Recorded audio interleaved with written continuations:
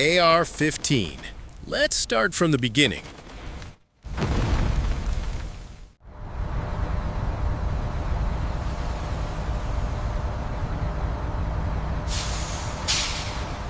Welcome to the Gun Factory. In this video, we leave ordinary guns behind and turn our focus to one of the most talked about beasts of the modern age.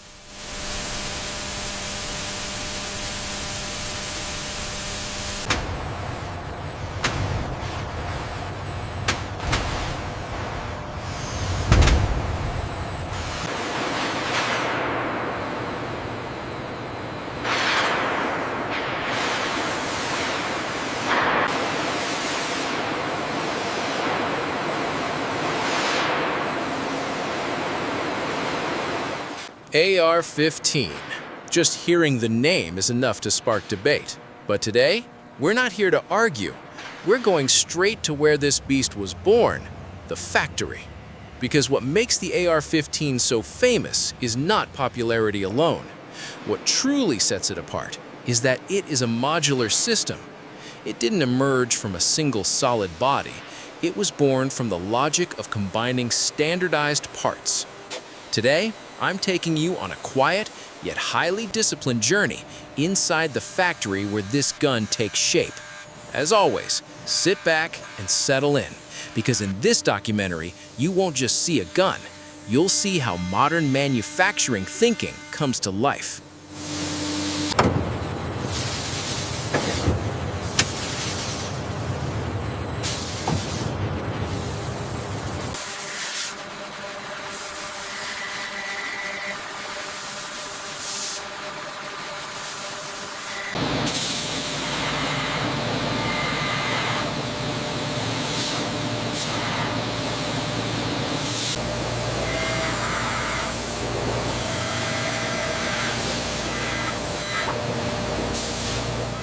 Before we begin, here's a question for you. What do you think is the one feature that truly separates the AR-15 from other guns and makes it so widespread? Write your answer in the comments. We'll come back to it at the end of the video.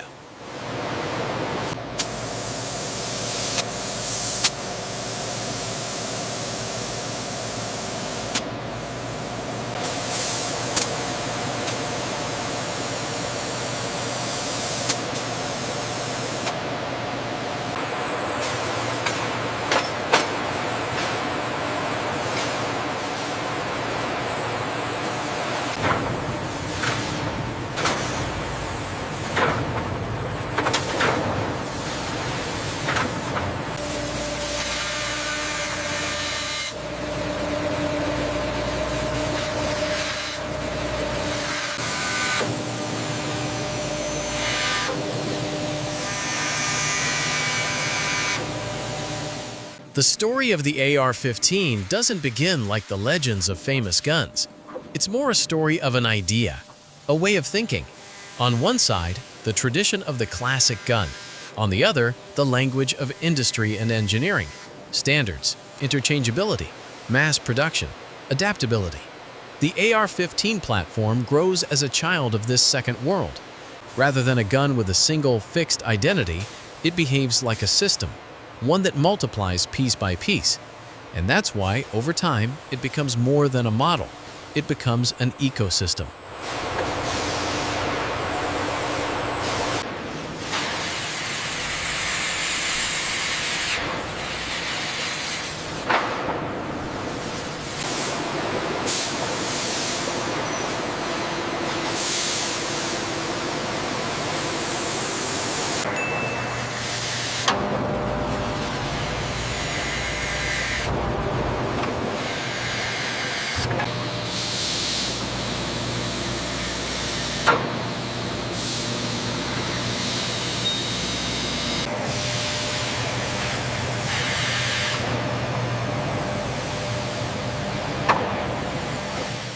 Like any gun, the AR-15 begins with raw materials, metal alloys, polymers, surface coatings.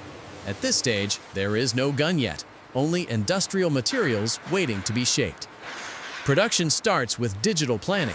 Every part is measured. Every detail is modeled in a virtual environment. And the goal is never spectacle.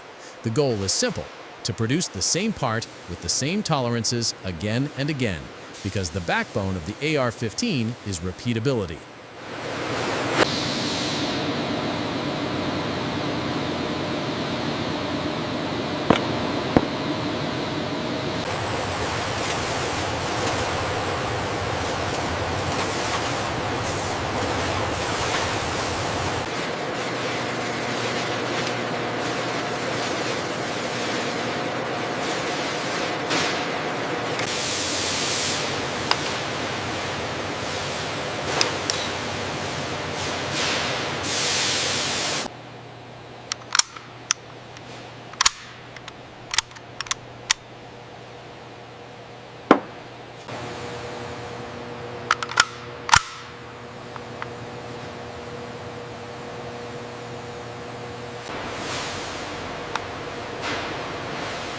Next comes the production line.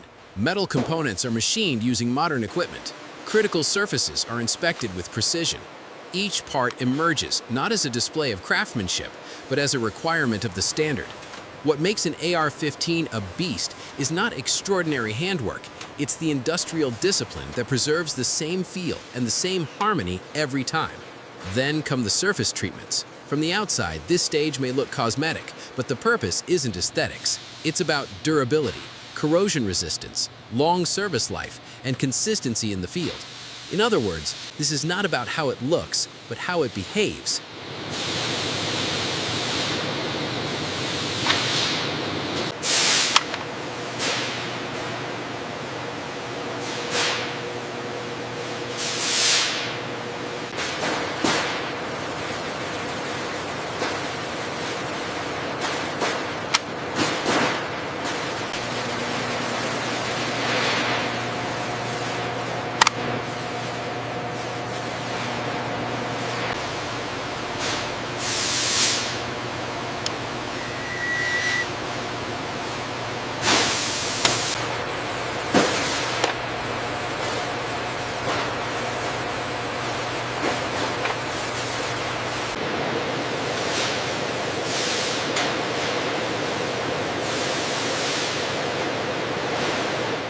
And now, the critical part. When production ends, the process is far from over. The most important stage is quality control and verification, because in this system, there is no room for close enough. Measurement deviations, incompatibilities, inconsistent feel. Each one sends the process right back to the production line. This is where the philosophy of the AR-15 becomes clear. A platform can only grow if different parts come together and still behave predictably.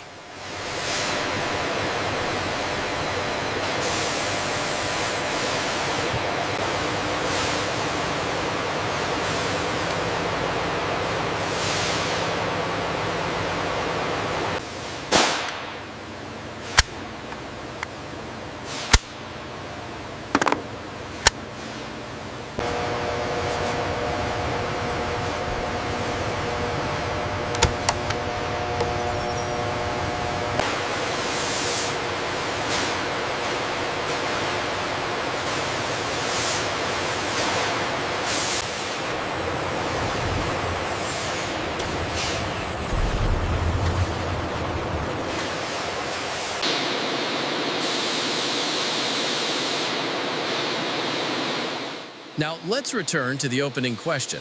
What is the key feature that makes the AR-15 so widespread? The answer is simple: modularity and standardization.